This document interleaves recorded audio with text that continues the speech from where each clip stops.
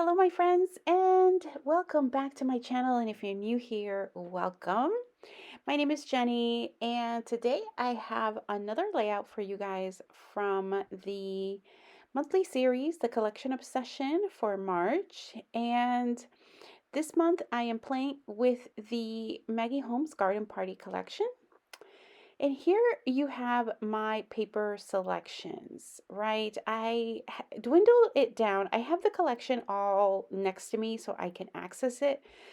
But this is what I'm thinking at the beginning here. I have a bunch of scraps. I have these larger scraps, smaller scraps, and those two larger um, 12 by 12s from the collection. I haven't really decided, but I had made this page kit kind of at the start of shortly after obviously selecting the collection. So it's what I've set aside, and in a few minutes here I'm going to show you a little bit about my process. So here I'm just showing you some of the photos. This is going to be very photo heavy, so it's going to be a 2-page layout. And I will link the video to my kit share for the month if you're interested, and as well as the collection. I will make sure to the collection of all of the videos for Collection Obsession. So here I'm starting. I decided I needed kind of a neutral background, and that paper you saw, it's the flip side of that pink check. And then I brought in this, just a piece of this stripe paper, and that floral is also going to go on there. I'm sorry, I don't even know what I'm doing. Why am I going so slow? um, I think I was trying to figure out where I was going to put it. If it's going to kind of lay over or under. At this point, I'm just kind of playing with it and trying to see where things are going to land. And this is frequently what I do sometimes when after I make the cuts and I'm not exactly sure. I know everything will fit. I know everything to some extent will be a mirror image, but some of it won't. That floral is the one, the color floral is going to be the difference between the two. Sorry about the squeaky chair. Um, and I'm just gonna uh, audition how I think maybe my photos should go. See, that floral at the top is throwing me off. I'm wanting to like put everything up, but they'll come down in the final shots here of my finalized layout. But this is, oh, here we go. Yeah, I'm realizing that's way too high. Like it needs to come down a bit. And these photos are of my niece's first year in preschool. So I just took a bunch of the ones that I hadn't yet scrapped and kind of put them all together. And here is a updated version. So all of the paper, I believe at this point, has been adhered.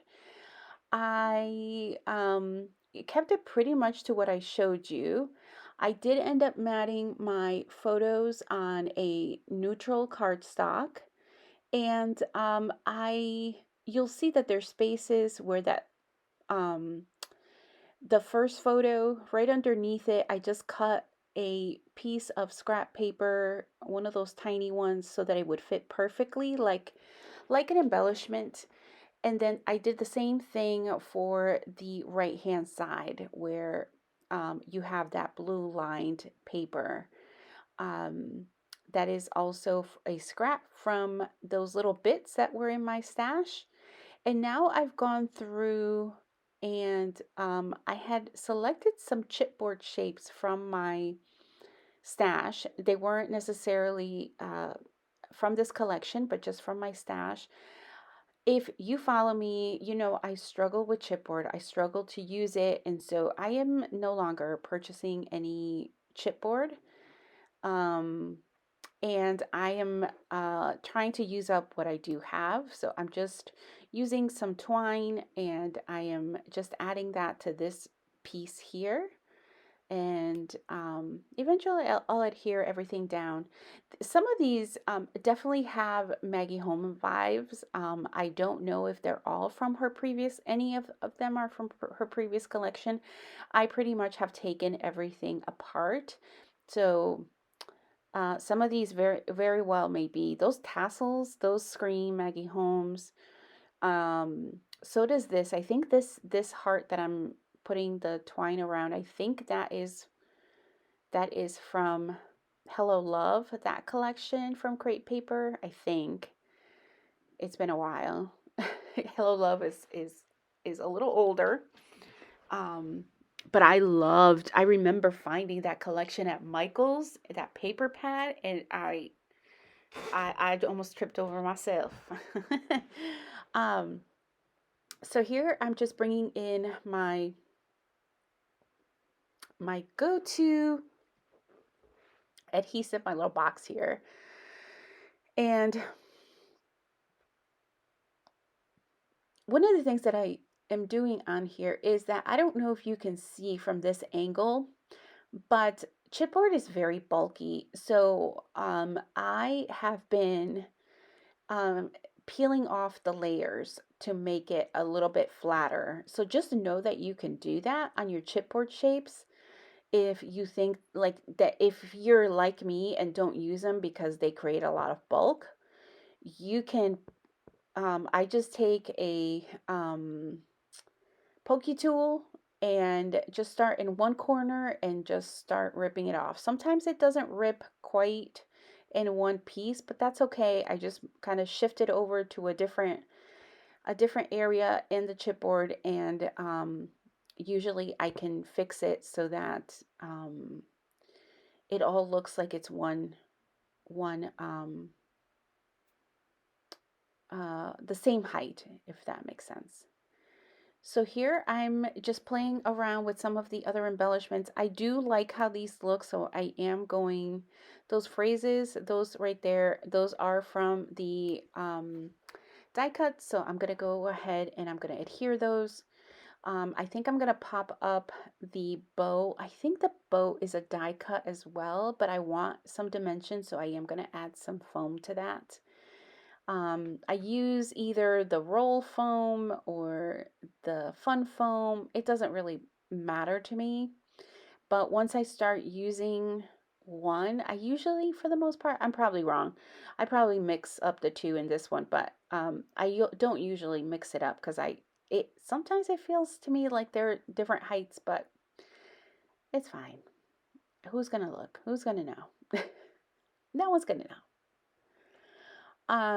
So I have selected some additional chipboard. So what you see there on the top left, that those, I don't even know what those are called. Fringes? I don't know. They're not fringes. They look like little pom-poms. That's a chipboard. Um, that arrow towards the bottom of that smaller photo on the left, that's also chipboard. Um, on the second page, right below the first photo is a gray chipboard shape that says cute girl. That flower on the right hand side is a chipboard, as well as that heart where I put the twine.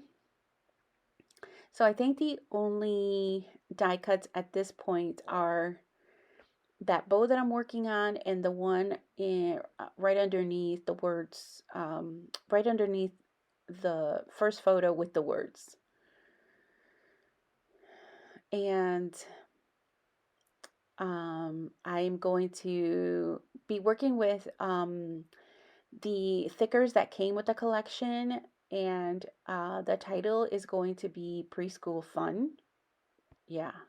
Have I told you guys that, like, I'm not really creative with the titles, but it's fine. It talks about, I needed for something to encompass the whole year, um, and these are obviously not all of the photos that I have from her first year, but these are ones that like are just kind of random. you know, that are just out there. So I'm gonna go ahead and I'm gonna put this bow here. I absolutely love how this is coming, you know, how it looks from this angle. You know, sometimes when you're working on it, you don't get to see this perspective, but there's such a fun colors. And these are the embellishments from the collection. I end up like barely making a dent using, even creating 4 layouts. I still have, at this point, I've finished my all of the layouts for the month, and I still have quite a bit of these left. So it's fine. I still have plenty of the collection to use. I did use some of these for the titles and things, but I don't end up using it. I don't think I end up using any um, for this particular layout. Um, I'm just trying to see if I can find like little bits that I can tuck that I may be able to use. But I think I'm going to concentrate. I don't think I find anything. I think sometimes I jump to this stage too quickly. Like sometimes it's just easier if after I do kind of this initial pass, I move over to the title. And then before I put my title down, I can start tucking different things in. This is one of the cut apart sheets from the 6x8 paper pad.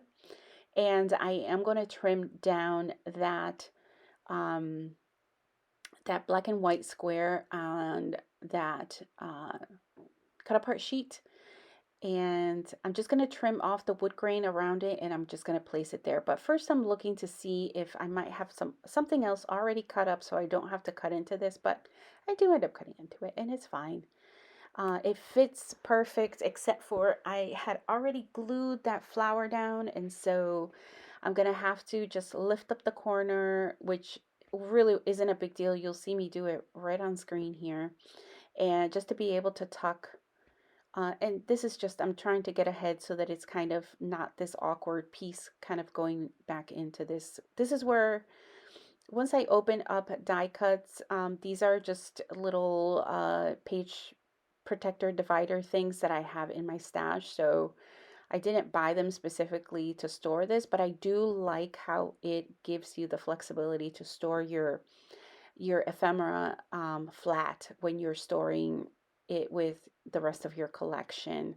I'm not a fan of the, you know, a lot of bulk in that area. So um, when I'm putting away my page kits, or my collection kits, I should say. So here I'm just trimming, making the last minute trims here, and then I'm going to go ahead and I'm going to glue.